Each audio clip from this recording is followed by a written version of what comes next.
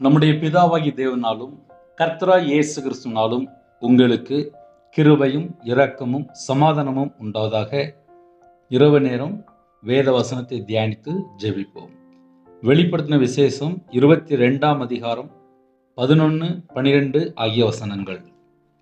அநியாயம் செய்கிறவன் இன்னும் அநியாயம் செய்யட்டும், அசுத்தமாயிருக்கிறவன் இன்னும் அசுத்தமாயிருக்கட்டும், நீதி உள்ளவன் இன்னும் நீதி செய்யட்டும், பரிசுத்தம் உள்ளவன் இன்னும் பரிசுத்தமாகட்டும்.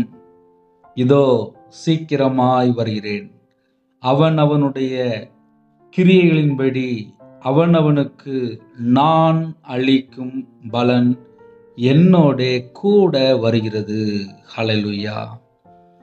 கிறிஸ்துவுக்குள் பிரியமானவர்களே, நிறைய குடும்பத்திலே எனக்கு விரோதமாக அநியாயம்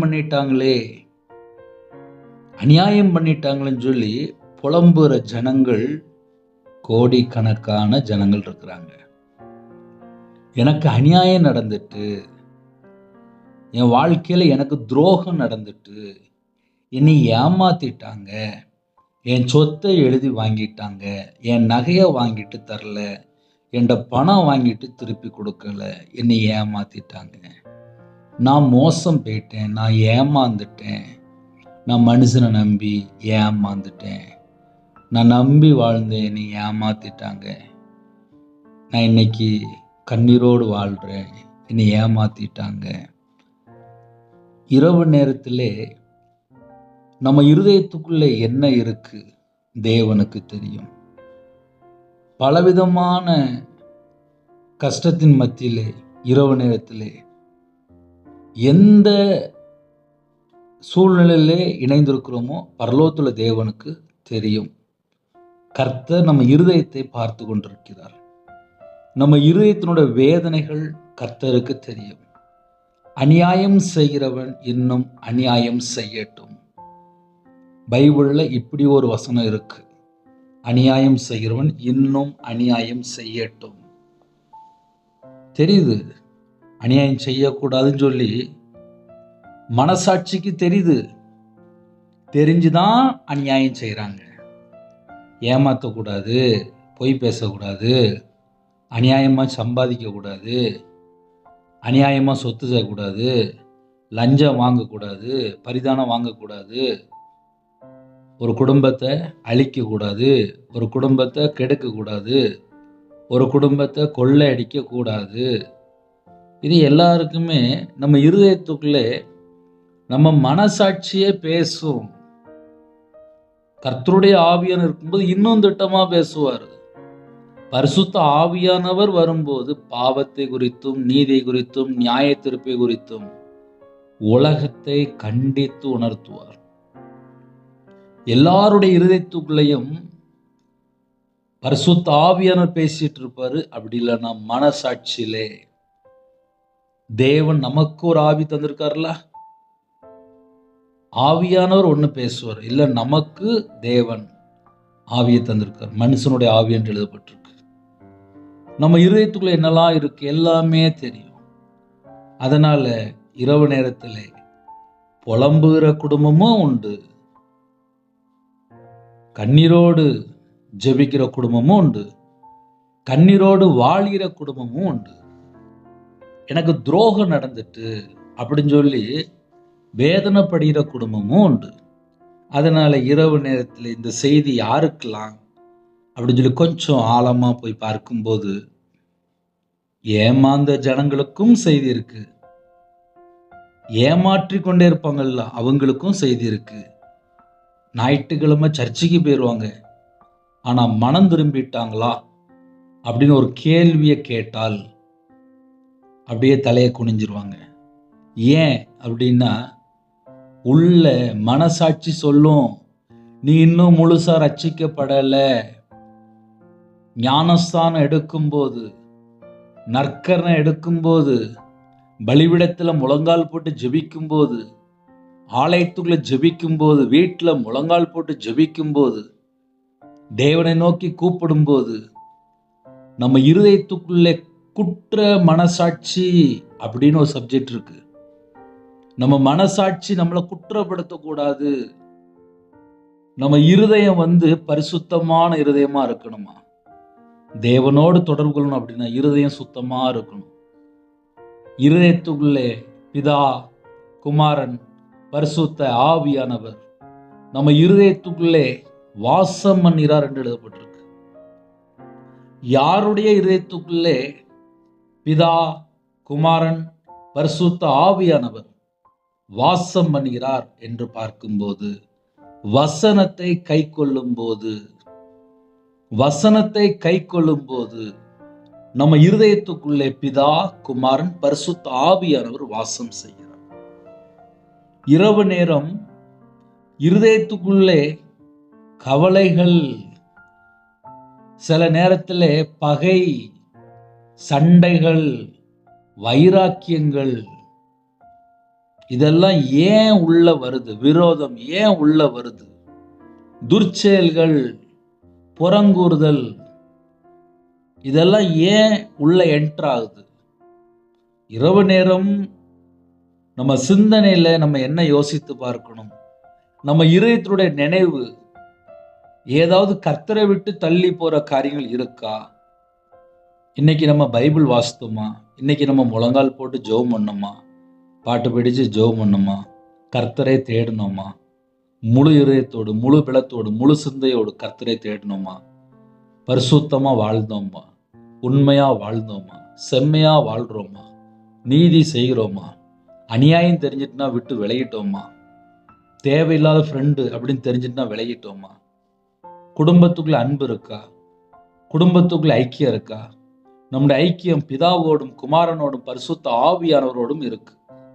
அப்படி இருக்கும்போது நம்ம இருதயத்துக்குள்ளே சமாதானம் இருக்கும். நீதிமான இருதயத்துக்குள்ளே தேவன் அருளிய வேதம் இருக்கும். அப்போ நீதிமான் அப்படின்னு சொல்லும்போது நம்ம இருதயத்துக்குள்ளே தேவன் அருளிய வேதம் இருக்கணும். நம்முடைய இருதயத்துக்குள்ளே தேவையில்லாத காரியங்கள் எதுவுமே இருக்கக்கூடாது.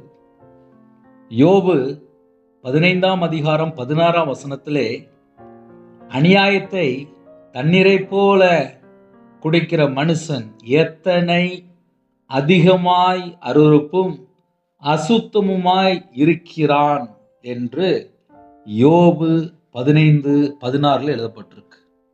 இந்த இரவு நேரத்திலே கர்த்தருடைய பிள்ளைகள் என்ன யோசித்து பார்க்கணும் அப்படின்னா, கர்த்தரை விட்டு தள்ளி போற காரியங்கள் என்னெல்லாம் இருக்கு என்று யோசித்து பார்க்கணும். அநியாயத்தை தண்ணீரை போல குடிக்கிற மனுஷன், அநியாயம் சொல்லி தெரிஞ்சிட்டு ஒரு தண்ணியை குடிக்கும்போது வேக வேகமா குடிப்பாங்க. தாகத்தோடு இருக்கும்போது தண்ணியை குடிக்கும்போது வேக வேகமா குடிப்பாங்க. கேட்டா ரொம்ப தூரம் வெளியில போயிட்டு வந்தேன், தண்ணியே குடிக்கல அப்படிம்பாங்க. தண்ணியை குடிக்கும்போது வேக வேகமா குடிக்கிறாங்க. அதே போல அநியாயத்தை தண்ணீரை போல குடிக்கிற மனுஷன் எத்தனை அதிகமாய் அருவருப்பும் அசுத்தமுமாய் இருக்கிறான். அசுத்தமா இருக்கிறவன் இன்னும் அசுத்தமா இருக்கட்டும் அப்படின்னு சொல்லி போட்டிருக்குல்ல. அந்த அசுத்தம் யாருன்னே அப்படின்னா அநியாயம் செய்கிறவன், அசுத்தமா இருக்கிறவன். என்ன அருவருப்பு? மோக இச்சை, காம விகாரம், பலவிதமான இச்சை இருக்கு. உலக இச்சை இருக்கு, உலக சிநேகம், தேவனுக்கு விரோதமான பகை என்று எழுதப்பட்டிருக்கு. இன்னைக்கு என்ன யோசிக்கணும்? அநியாயத்தை தண்ணீரை போல குடிக்கிற மனுஷன் எத்தனை அதிகமாய் அருவருப்பும் அசுத்தமுமாய் இருக்கிறான். அநியாயத்தை போய் தண்ணியை போல வேக வேகமா குடிச்சா அந்த மனுஷன் எத்தனை அதிகமாய் அருவருப்பும் அசுத்தமுமாய் இருக்கிறான்.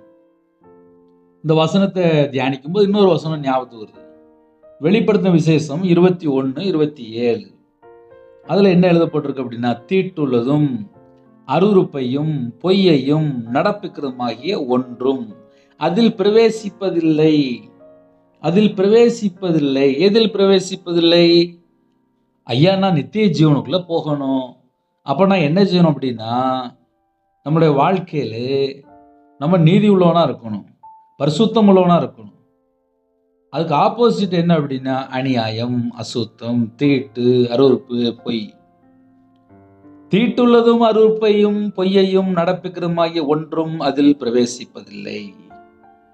இரவு நேரத்தில் என்ன யோசித்து பார்க்கணும் அப்படின்னா, நித்திய ஜீவனுக்குள்ள போகணும், எனக்கு பரலோகம் வேணும், நித்திய காலம் நான் அவரோட வாழணும், எனக்கு மோட்சம் வேணும், எனக்கு பரலோகம் வேணும், எனக்கு நித்திய ஜீவன் வேணும், எனக்கு நித்திய வாழ்வு வேணும், நான் மறுரூபமாக்கப்படணும், நான் கர்த்தருடைய வருகையில் காணப்படணும், நான் கர்த்தருடைய வருகைக்கு ஆயத்தமாகணும். இதெல்லாம் நம்ம இதயத்துக்குள்ள இருக்கு, ஓரமா இருக்கு. எது அதிகமா இருக்கணுமோ அது ஓரமா இருக்கு. வாயை திறந்தால் பொய், ஒரு நாளைக்கு எத்தனை பொய் கணக்கே இல்லை. அநியாயம் கணக்கிலே இல்லை. அசுத்தம் அது இஷ்டம் போல. இதெல்லாம் ஒரு மனுஷனுடைய வாழ்க்கையில இருக்குமானால், வேதம் சொல்கிறது, அநியாயத்தை தண்ணீரை போல குடிக்கிற மனுஷன், அநியாயத்தை தண்ணீரை போல குடிச்சிட்டு அப்புறம் எனக்கு நிம்மதியே இல்லை, எனக்கு சமாதானமே இல்லை, என் வீட்டில் எனக்கு அந்த பிரச்சனை இந்த பிரச்சனை. காரணம் என்ன? வாயத்தை வந்து பேசும்போது அநியாயமான வார்த்தையை மட்டும்தான் பேசுறது. அவங்க தப்பு, இவங்க தப்பு, பரிசுத்தவன் தப்பு, அந்த ஊழியக்காரன் தப்பு, அவங்க தப்பு, இவங்க தப்பு. என் வாழ்க்கையிலே பரலோகத்துள்ள தேவனுக்கு முன்பாக நான் எந்த அளவுக்கு குறைவுள்ள பாத்திரம், என்கிட்ட இன்னும் எத்தனை குறைகள் இருக்கு, நான் எப்படிப்பட்ட காரியங்கள் என்னுடைய வாழ்க்கையில இருக்கு, எதுல இருந்தெல்லாம் நான் மனம் திரும்பணும், என் வாழ்க்கையில இன்னும் எந்தெந்த பகுதியிலே கர்த்தர் பிரியமில்லாத காரியங்கள் இருக்கு. இதை ஒரு மனுஷன் கண்டுபிடிக்கிறது தான் கிருபையின் காலம். இந்த கிருபையின் காலத்தை வேஸ்ட் பண்ணிட்டு அப்புறம் ஜட்ஜ்மெண்ட் டேல போய் நின்றுட்டு அங்க நம்ம பேச முடியாது. ரட்சிக்கப்பட்ட நாள்ல இருந்து ஆலயத்துக்கு போகும்போது இந்த நிமிஷம் வரைய எத்தனையோ நமக்கு கிருபைகளை தந்துதான் நம்மளை கொண்டு போறாரு. எத்தனையோ விதமான வாய்ப்புகளை தராரு. அனுகிரக காலம் என்று எழுதப்பட்டிருக்கு. நமக்கு பரிசுத்த ஆவியை தந்திருக்காரு, உணர்வின் ஆவியை தந்திருக்காரு, உணர்வுள்ள இருதயத்தை தந்திருக்காரு. நமக்கு நிறைய வாய்ப்பு தராரு. இந்த வாய்ப்புகளை நம்ம வந்து வேஸ்ட் பண்றோமா, இல்ல உண்மையிலேயே நம்ம பிரயோஜனப்படுத்துறோமா? கர்த்தர் பார்ப்பாரு, மனுஷன் கிடையாது. இந்த செய்தி வந்து யாரெல்லாம் நீங்க கேட்குறீங்களோ, பரலோகத்துல தேவன் உங்களை பார்த்துட்டு இருப்பார். இதோ சீக்கிரமாய் வருகிறேன், அவனவனுடைய கிரியைகளின்படி அவனவனுக்கு நான் அளிக்கும் பலன் என்னோட கூட வருகிறது. என் வாழ்க்கையிலே நான் கர்த்தரை விட்டு எங்கெல்லாம் தள்ளி போயிருக்கிறேனோ அதுல இருந்து நான் மனம் திரும்பணும். அது எனக்கு கொடுக்கப்பட்ட கிருபையின் காலத்துல நான் வாழ்ந்துட்டு இருக்கேன். என் இருதயத்துக்குள்ளே பரிசுத்த ஆவியார் பேசுவாரு, இன்னும் இன்னும் இன்னும் நீ மனம் திரும்ப வேண்டிய பகுதி இருக்கு. பரிசுத்த ஆவியானவர் பேசுவார். அநியாயம் செய்கிறவன் இன்னும் அநியாயம் செய்யட்டும். அவன் மனம் திரும்ப விருப்பப்படல, அவன் இன்னும் அநியாயம் செய்யட்டும் அப்படிங்கிறார். அசுத்தமா இருக்கிறவன் இன்னும் அசுத்தமா இருக்கட்டும் அப்படிங்கிறார். அவனுக்கு தெரியும்பா, அசுத்தங்கிறது அவனுக்கு தெரியும். நான் செய்யற காரியம் வந்து பரிசுத்தம் கிடையாது, இது அசுத்தம், இது அருவருப்பு, இது தீட்டு, இது பொய்யான காரியம், இது மாயான காரியம், இதுக்கு பின்னாடி நான் போயிட்டு இருக்கேன். பரஸ்திரி என்று எழுதப்பட்டிருக்கு, வேசி என்று எழுதப்பட்டிருக்கு. அது மரண வாசலுக்கு போய் நிற்கும். ஒரு விபச்சார ஸ்திரீட்ட போகும்போது நிந்தை, அவமானம், லட்சை எல்லாம் உள்ள என்ட்ராயிருது. எல்லாம் கையில் இருக்கிற எல்லா பணமெல்லாம் எல்லாம் அழிஞ்சு போயிடும். சத்துரு வந்துருவான். அப்ப அசுத்தம் அப்படின்னு சொல்லி பார்க்கும்போது, அசுத்தமா இருக்கிறவன் இன்னும் அசுத்தமா இருக்கட்டும், அவன் தான் மனம் திரும்ப விருப்பப்படலையே அப்படிங்கிறது. மனம் திரும்புற ஒரு பாவி நிமித்தம் பரலோகம் மிகுந்த சந்தோஷப்படுகிறது. இரவு நேரத்துல செய்தி கேட்கும்போது எல்லாரும் மனம் திரும்பிட்டாங்களா அப்படின்னு சொல்லி கேட்டா ஒரு பெரிய கேள்விதான். எங்களுக்கு தான் அந்த வசனம் தெரியும்ல, நாங்க தான் எத்தனை தடவை இந்த வசனத்தை நாங்க கேட்டுட்டோம் அப்படின்னு சொல்லிட்டு இருதயம் கல்லான இருதயமா இருக்கு, கடினப்படுத்துறாங்க. இஸ்ரவேல் ஜனங்கள் முறுமுறுத்தாங்க, வனாந்தத்தில் அழிச்சு போட்டாரு. ரட்சிக்கப்பட்ட ஜனம்தான், மீட்டெடுத்த ஜனம்தான் சிறையிருப்புல இருக்கும்போது ஐயோ நாங்க சிறையிருப்புல இருக்கிறோம் அப்படிங்கிறாங்க. இருளிலே கட்டப்பட்ட நிலைமையில இருக்கும்போது ஐயோ நான் கட்டப்பட்டிருக்கேன் அப்படிங்காங்க. விடுதலையாக்கப்பட்ட பின்பாக சொந்த ஜனமாக மாறின பின்பாக மறுபடியும் கர்த்தரை விட்டு தள்ளி போற காரியங்கள் ஏதாவது தொடருதா? எனக்கும் தேவனுக்கும் நடுவில் ஒரு பாவம் அப்படின்னு சொல்லி ஏதாவது உள்ள என்டர் ஆயிட்டா? நான் தேவனுடைய பார்வையில நான் புது சிருஷ்டியா இருக்கிறேன்னா மறுபடியும் நாய் தான் கக்கினது போல மறுபடியும் அந்த பழைய சுபாவத்துக்குள்ள போயிட்டேனா? இன்னைக்கு இந்த செய்தி நம்மை நாம் ஆராய்ந்து பார்க்க, எனக்கும் தேவனுக்கும் உள்ள தொடர்பு, ஐக்கியம், உறவு எப்படி இருக்கு? ஏனோக்கு தேவனோடு சஞ்சரித்தார், தேவனோடு நடந்தார், தேவனோடு வாழ்ந்தார். ஏனோக்கை போல மறுரூபமாக்கப்படணும் அப்படின்னா என் இருதயம் தேவனோடு இருக்கா? என் இருதயம் வேதம் சொல்கிறது 119 சங்கீதத்திலே ஆத்துமா மண்ணோடு ஒட்டி கொண்டிருக்கிறது. என்னுடைய இருதயம் இந்த உலகத்தோடு ஒட்டி கொண்டிருக்கா? இந்த உலகத்தை விட்டு பிரிந்து பரலோகத்தை நோக்கி ஆயத்தமா இருக்கா? சரீரத்தினாலும் ஆவியினாலும் தேவனை மகிமைப்படுத்துங்கள். இந்த ஜனத்தை எனக்கென்று ஏற்படுத்தினேன், இவர்கள் என் துதியை சொல்லிக் கொண்டு வருவார்கள். துதிகளின் மத்தியில் வாசம் செய்கிற தேவன். நம்ம துதிக்கும் போது அந்த இடத்துல தேவனுடைய பிரசன்னம் இறங்கி வரும். துதிகளின் மத்தியில் துதிக்கிற இடத்திலே கர்த்தர் உலாவி கொண்டிருப்பார். எனக்கு ஒரு விடுதலை வேணும், எனக்கு ஒரு ஆசீர்வாதம் வேணும், என் குடும்பம் நல்லா இருக்கணும், நான் இன்னும் கிட்டி சேரணும். அப்ப நான் என்ன செய்யணும்? நம்மை நாம் ஆராய்ந்து பார்க்க இந்த இரவு நேரம். நீதி உள்ளவன் இன்னும் நீதி செய்யட்டும். நீதி செய்யணும் அப்படின்னாலே சில குடும்பத்தில் ரொம்ப கஷ்டமா இருக்கும். அது எப்படி பிரதர் நீதி செய்ய முடியும் அப்படிம்பாங்க. நீதி செய்யணும்னாலே ரொம்ப முடியல பிரதர், நாங்களே ரொம்ப கஷ்டத்தில் இருக்கோம், நாங்களே ரொம்ப பிரச்சனையில் இருக்கோம், நாங்களே ரொம்ப புலம்பிட்டு இருக்கோம், எங்களுக்கே நிறைய தேவை இருக்கு, இப்படி சொல்லியே வாழ்ந்து முடிச்சிருவாங்க. அப்புறம் ஜட்ஜ்மெண்ட் டேல போய் நிற்பாங்க. நமக்கு என்ன திராணி இருக்கோ, நமக்கு என்ன முடியுமோ அதுல நம்ம நீதி செய்யணும். பேசுற வார்த்தையில நீதி செய்யணும். மற்றவங்களுக்கு அநியாயமான ஒரு வார்த்தையை பேசிடக்கூடாது.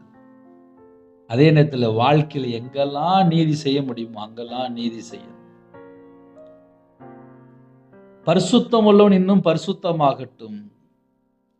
நம்முடைய தேவன் பரிசுத்தம் உள்ள தேவன். அவரை தொழுது கொள்ளணும் அப்படின்னா பரிசுத்தத்தோடும் ஆவியோடும் உண்மையோடும் நம்மளை பரிசுத்தப்படுத்தி பரலத்துக்கு கொண்டு போறாரு. இந்த பூமியில வாழ்ற காலத்திலே நம்ம சிந்தனையில பரிசுத்தம், நம்ம கண்களில் பரிசுத்தம், நம்ம கேட்கிற காதில் உள்ள அந்த வார்த்தை கூட பரிசுத்தமான வார்த்தையா இருக்கணும். நம்ம இருதயம் பரிசுத்தமா இருக்கணும், நம்முடைய சரீரம் பரிசுத்தமா இருக்கணும், நம்முடைய இருதயத்தினுடைய நினைவு பரிசுத்தமா இருக்கணும். பரிசுத்தமா இருக்கணும் அப்படின்னா தேவையில்லாத சத்தம் கூட நம்ம காதில் கேட்கக்கூடாது, தேவையில்லாத இடத்துக்கு நம்ம போகக்கூடாது, தேவையில்லாத பார்வை இருக்கக்கூடாது, தேவையில்லாத சிந்தனை இருக்கக்கூடாது, தேவையில்லாத காரியங்களை கொண்டு போய் இருதயத்தில் கொண்டு போய் வைக்கக்கூடாது. இதெல்லாம் நம்ம கொஞ்சம் யோசித்து பார்க்கணும். இப்படி நம்ம யோசித்து பார்க்கும்போது தான் நம்மள்ட்ட எங்கேயாவது குறை இருக்கா? ஏன்னா நிறைவான ஆவியான வரும்போது குறைவுகள் எல்லாம் நீங்கி போகும். அப்போ நிறைவான ஆவியான வரணும் அப்படின்னா நம்ம வழி விலகி வாழ்கிறோமா இல்லை கர்த்தருக்குள்ளே தான் நம்ம இருக்கிறோமா என்பதை நம்ம நாம் ஆராய்ந்து பார்க்கணும். இதோ சீக்கிரமாய் வருகிறேன், அவன் அவனுடைய கிரியையின்படி அவன் அவனுக்கு நான் அளிக்கும் பலன் என்னோட கூட வருகிறது. நான் ரொம்ப வருஷமா அநியாயம் தான் பிரதர் செஞ்சிட்டு இருக்கிறேன், நான் இன்னும் நான் நீதிலாம் செய்யவே இல்லை பிரதர், நான் பரிசுத்தமாக வாழலை பிரதர், நான் அசுத்தமாக தான் பிரதர் இருக்கிறேன். இன்னைக்கு இரவு நேரத்திலே தேவனுடைய சமூகத்திலே முழங்கால் படிட்டு நான் அநியாயமாக வாழ்ந்துட்டேன், நான் அசுத்தமாக வாழ்ந்துட்டேன், நான் பரிசுத்தமாக வாழலை, நான் நீதியை செய்யலை, என்னை மன்னிங்க, எனக்கு கிருபை தாங்க, என்னை பரிசுத்தப்படுத்துங்க, உங்களோட ரத்தத்தினால என்னை கழுவி சுத்திகரிங்க அப்படின்னு சொல்லி தேவனுடைய சமூகத்திலே ஒரு மனுஷன் தாழ்த்தும் போது தேவனிடத்திலிருந்து இரக்கங்களை பெற்றுக்கொள்கிறான். இல்லை நான்லாம் பாவம் பண்ணி பறிக்க ஜெபமெல்லாம் பண்ண மாட்டேன், நான் இஷ்டம் போல தான் வாழ்வேன், நான் இன்னும் நிறைய அப்படியே தான் நான் வாழ்வேன் அப்படின்னு சொல்லிட்டு அப்படியே வாழ்ந்தால் முடிவு என்ன? அவனவனுடைய கிரியைகளின்படி அவனவனுக்கு நான் அளிக்கும் பலன் என்னோட கூட வருகிறது. அநியாயம் செஞ்சுட்டு இருக்கான்னா அதற்கேற்ற கூலி, பாவம் பண்ணிட்டே இருக்கான்னா அதற்கேற்ற கூலி, பரிசுத்தமா வாழ்றான் அப்படின்னா அதற்கேற்ற பரலோகத்துல கூட்டு போறதுக்கு ஆயத்தமா இருப்பாரு. நீதி செய்யறான்னா பரலோகத்துக்கு கூட்டு போக ஆயத்தமா இருப்பாரு. அவனவனுடைய கிரியைகளின்படி 24 மணி நேரம் என்ன செய்து கொண்டிருக்கிறோம்? அந்தரங்கமான ஒவ்வொரு காரியத்தையும் தேவன் நியாய தீர்ப்புல கொண்டு வந்து நிறுத்துவார். நன்மையானாலும் தீமையானாலும் தேவன் நியாய தீர்ப்பு நாளில் கொண்டு வந்து நிறுத்துவார். அதனால இன்னைக்கு செய்தி கர்த்தருடைய ஜனங்களுக்கு ஒரு பிரயோஜனமா இருக்கும். ஒரு வசனத்துக்கு நம்ம பல காரியங்கள் அப்படியே மெதுவா தியானிக்கும் போது, ஆமா வசனம் இப்படிலாம் எழுதப்பட்டிருக்கு, நம்ம வாழ்க்கை அப்படிலாம் இல்லையே அப்படின்னு சொல்லி கொஞ்சம் ஆழமா போய் யோசித்தால் கண்டிப்பா தேவன் அதற்கேற்ற கிருபையில தருவார், ஆசீர்வதிப்பார். இருக்கிற இடத்துல நம்ம அப்படியே கண்களை மூடி நம்ம ஜெபிக்க போயிடும். இந்த வசனத்து மூலியமாக கர்த்தர் உங்களோடு பேசியிருந்தால் மட்டும், ஆமானே என்கிட்ட பேசியிருக்காரு, நான் கர்த்தரை விட்டு நான் வழி விலகிட்டேன், அப்போ நான் என்ன செய்யணும் அப்படின்னா, வசனம் தெளிவெழுதப்பட்டிருக்கு, காலம் சமீபமாக இருக்கிறது, கர்த்தருடைய வருகை சீக்கிரமாக இருக்கு, ஆனால் தேசத்துக்குள்ளே அக்கிரமம் மிகுதியாயிட்டு இருக்கு, அன்பு தணிந்து போய் கொண்டிருக்கு, யுத்தங்கள் எல்லாம் பார்த்துட்டு இருக்கோம். அதனால ஜெபிக்கிற பிள்ளைகள் எழும்பணும், உண்மையா ஜெபிங்க, நீதி செய்யுங்க, அநியாயத்தை வெறுத்துருங்க, அசுத்தமா இருக்கா அப்படிப்பட்ட இடத்துக்கு போகாதீங்க. ஏன்னா திரும்பி பார்த்தா பாதாளத்தில் கொண்டு விட்டுரும், மரண வாசலுக்கு நேராக போயிட்டு இருக்கு. கிருபையின் காலத்திலே உணர்வடைந்து முழு உள்ளத்தோடு முழு பலத்தோடு முழு சிந்தையோடு கர்த்தரை தேடக்கூடிய காலங்கள். இந்த காலத்தை நம்ம வீண் அடிச்சாச்சு அப்படின்னா அவர் ஜட்ஜ்மெண்ட் டேல போய் நம்ம கணக்கு சொல்ல வேண்டியதுடும். எவ்வளவோ கிருபையை தந்துட்டாரு. தேவன்கிட்ட கேட்டு கிருபையை வாங்குங்க, கண்ணீரோடு ஜெபிங்க, மன்றாடி ஜெபிங்க, தேவனோட சமூகத்தில் தாழ்த்துங்க, கர்த்தர் குடும்பத்தை ஆசீர்வதிப்பார். ஒரு குடும்பம் ஆசீர்வாதமா இருக்கணும். கையில பைபிள் எடுத்து மறுபடியும் மறுபடியும் வாசிக்கும் போது பொல்லாப்பை விட்டு விலகினா மட்டும்தான் ஆசீர்வாதமா. ஐயா 24 மணி நேரத்துல நான் ஒரு அரை மணி நேரம் பொல்லாப்புல ஈடுபடுறேன் அப்படின்னா ஆசீர்வாத தடை காணப்படும். அதுக்கு யாரு காரணம் அப்படின்னா, நம்ம வாழ்க்கையில இந்த அரை மணி நேரம் அந்த குற்றம் அது நேரா ஆசீர்வாத தடையா நின்றோம். அப்புறம் இருதயத்துக்குள்ள சமாதானம் இருக்க. ஏன் சமாதானம் இல்லை அப்படின்னா, எனக்கும் தேவனுக்கும் நடுவில் ஒரு பாவம் உள்ள என்ட்ராயிட்டு. அதுக்கப்புறம் பார்த்தா சமாதானம் இருக்காது. இரவு நேரத்திலே ஜெபிப்போமா? கேளுங்க, தாழ்த்துங்க, மனம் திரும்புங்க. பரிசுத்தமுள்ள ஓய்வு நாளிலே ஆலயத்துக்கு புறப்படணும், எங்களை பரிசுத்தப்படுத்துன்னு சொல்லி கேளுங்க. கண்களை மூடி நாம் ஜெபம் செய்வோம். கிருபை மகிமை அந்த பரிசுத்தமுள்ள நல்ல பிதாவை நன்றியோடு துதிக்கிற சுதிரோம்ப்பா. இரவு நேரத்திலே எங்களை தாழ்த்திரோம்ப்பா. எத்தனையோ ஜனங்களுக்கு இல்லாத கிருபைகளை எங்களுக்கு தந்துக்கிறீங்க.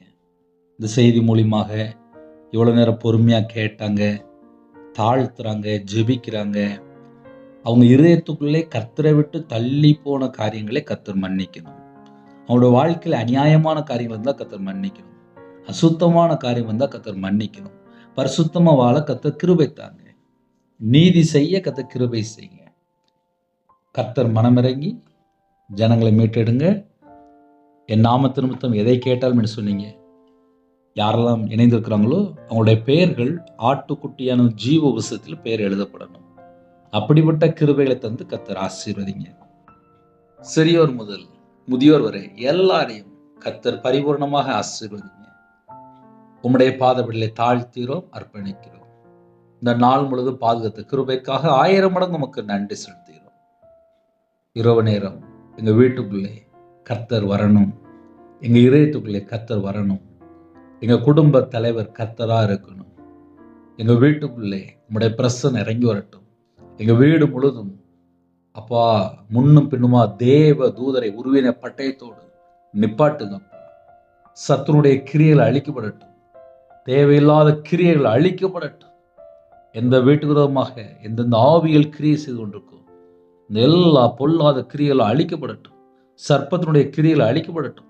தந்திரமா கிரியை செய்கிற ஆவிகள் எல்லாம் அழிக்கப்படட்டும். இயேசு கிறிஸ்து நாமத்தினாலே சுட்டு எரிக்கப்படட்டும். கர்த்தர் கிருபை செய்யுங்க. கர்த்தர் மனம் இறங்குங்க. நைட் ஷிஃப்டில் இருக்கிறாங்க, நைட்டு டிரைவிங் லைனில் இருக்கிறாங்க, பஸ்ஸில் போகிறாங்க, காரில் போகிறாங்க, ட்ரெயினில் போகிறாங்க, ஃப்ளைட்டில் போகிறாங்க, வண்டியில் போயிட்டு இருக்கிறாங்க. வாட்ச்மேன் ஜெபிக்கிறாங்க, செக்யூரிட்டி ஜெபிக்கிறாங்க, போலீஸ் ஆஃபீஸ் ஜெபிக்கிறாங்க, ஆர்மியில் ஜெபிக்கிறாங்க, அதிகாரிகள் ஜெபிக்கிறாங்க, தலைவர் ஜெபிக்கிறாங்க, டாக்டர் ஜெபிக்கிறாங்க, நர்ஸ் ஜெபிக்கிறாங்க. எல்லாரையுமே கர்த்தருடைய பாதப்படியில் அர்ப்பணிக்கிறோம். இரவு நேரம் முழுவதும் கர்த்தருடைய பாதுகாப்பு உண்டாகட்டும். குடும்பங்கள் சமாதானத்தை பெற்றுக்கொள்ளணும். பிரிந்த குடும்பங்கள் இணைந்து வாழணும். கர்த்தர் கிருபை செய்யுங்க. கர்த்தரை விட்டு தள்ளி போய் என்ன பாவ அடிமையில் வாழ்ந்துட்டு இருக்காங்களோ அந்த ஜனங்களை கர்த்தர் மீட்டெடுங்க. குடும்பங்கள் ரட்சிக்கப்படணும். ஆலயத்துக்குள்ளே போகும்போது குடும்பமா புறப்பட்டு போகணும். அப்படிப்பட்ட கிருபைகளை ஒவ்வொரு குடும்பத்துக்கும் தாங்க. குடும்ப தலைவரை ஆசீர்வதிங்க. யாரெல்லாம் ஆலயத்து போகாமல் இருக்காங்களோ அவங்கள தொடுங்கப்பா. தொட்டு கர்த்தர் ஆசீர்வதிங்க. அப்பத்தின் தண்ணீரை ஆசீர்வதிங்க. கையின் கிரியில் ஆசீர்வதிங்க. இரவு நேரத்திலே கையில் பைபிள் எடுத்து வாசிக்க தேவன் கிருபை தாங்க. தனி ஜெபம் பண்ண கிருபை தாங்க. குடும்ப ஜெபம் பண்ண கர்த்தர் கிருபை தாங்க. எல்லாரையும் உங்களுடைய பாதத்தில் அர்ப்பணிக்கிறோம். திருமணத்துக்கு ஆயத்தமா இருக்காங்க, பரிசுத்தப்படுத்துங்க. குறைகள் குற்றங்கள் இருந்தால் கர்த்தர் மன்னிங்க. ரட்சிக்கப்பட்ட குடும்பமா தாங்க. ஏற்ற துணையை தாங்க. கற்பத்தினிக்கே ஜெபிக்கிறாங்க, சத்துருடைய கிரியைகள் அழிக்கப்படட்டும்.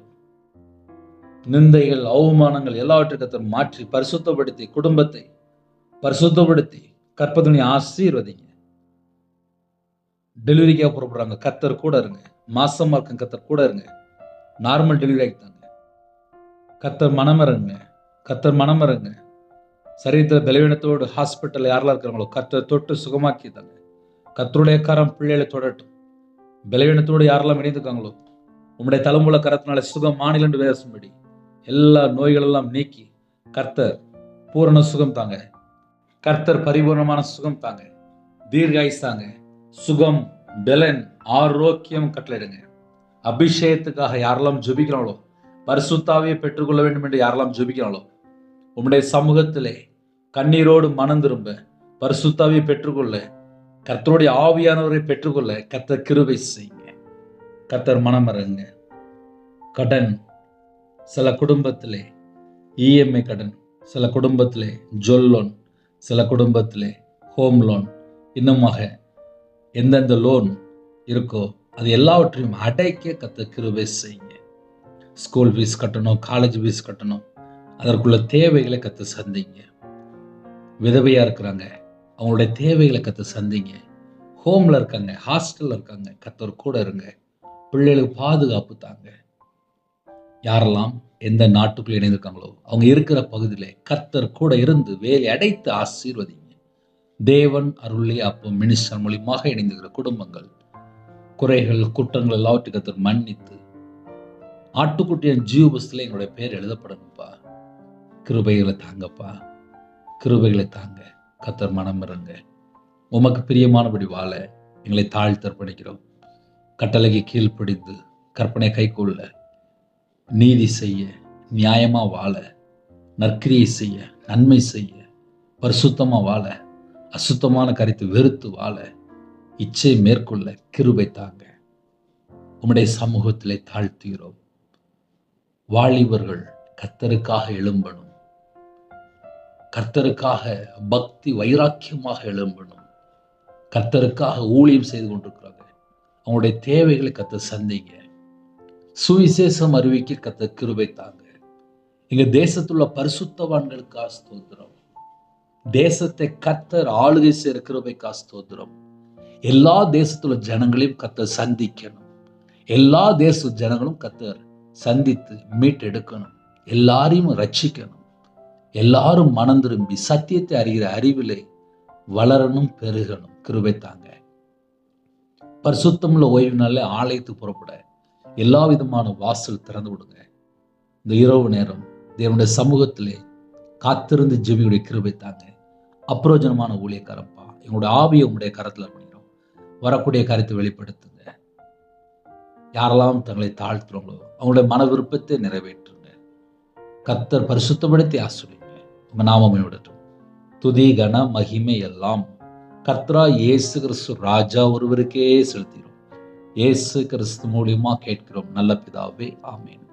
தேவனுக்கே மகிமையுண்டாவதாக. கர்த்தர் தாமே உங்களையும் உங்கள் குடும்பத்தையும் சகல கர்த்தரும் சம்பூர்ணமாக திருப்தியாக கர்த்தர் கூட இருந்து ஆசீர்வதிப்பாராக. ஆமேன். கர்த்தராகிய இயேசு கிறிஸ்துவின் கிருபையும் பிதாவாகிய அன்பும் பரிசுத்தனுடைய ஐக்கியமும் எப்பொழுதும் எப்பொழுதும் சதா காலங்களிலும் நம் அனைவரோடு கூட இருப்பதாக. ஆமேன். கிறிஸ்துவில் பிரியமானவர்களே, என் பேர் ரவிராஜ். தேவன் அருளிய அப்பம் மினிஸ்டர்களுக்காக ஜெபியுங்கள். 9363064181 9442504351 என்ற நண்பருக்கு தொடர்பு கொண்டால் உங்களுக்காக ஜெபிப்போம். தொடர்ந்து இணைந்திருங்கள். அதிக அளவில் ஜெபிக்கிறோம். எங்களுக்காக ஜெபித்துக் கொள்ளுங்கள். ஊழியத்துக்காக ஜெபித்துக் கொள்ளுங்கள். கர்த்தர் உங்கள் குடும்பத்தையும் உங்களுடைய ஊழியத்தையும் உங்களுடைய வம்சத்தையும் உங்களுடைய தலைமுறையும் சம்பூர்ணமாக திருப்தியாக கர்த்தர் கொடுத்து ஆசீர்வதிப்பாராக. ஆமென். God bless you. Thanks for watching. Please subscribe our channel. Click the like and share. Click the bell. God bless you.